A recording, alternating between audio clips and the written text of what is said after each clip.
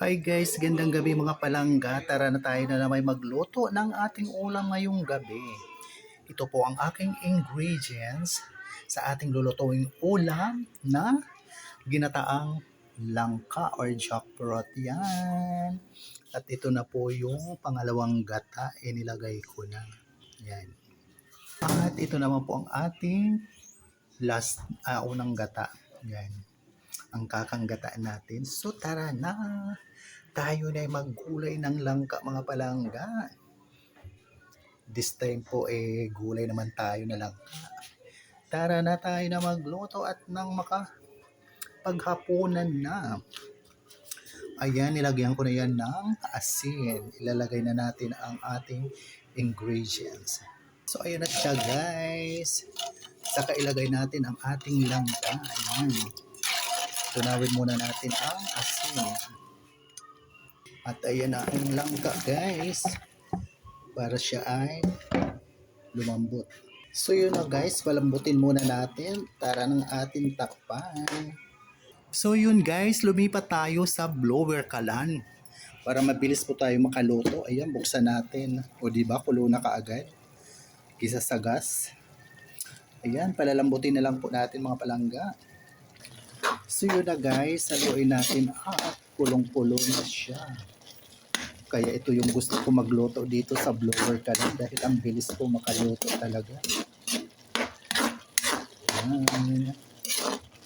Palambutin lang po natin yan.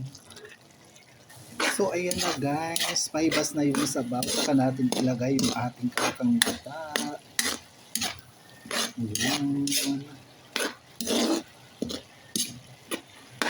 Malambot ng ating gulay na langka. Ilagay na natin yung kakanggata. Palisin pa natin yung sabaw na yan.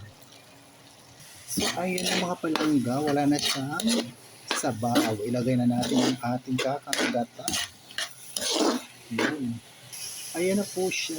Ilagay na natin. Diyan guys. Yan na guys. Nilagay na natin ang ating kakanggata. Yun. Titimplahan na po yan natin mga palangga. So ayun na guys. Lagay na natin ang ating yummy sahog. Yan po ang bagay dyan. Yan na guys. Yummy po yan mga palangga. Ang ating ulam ngayong gabi.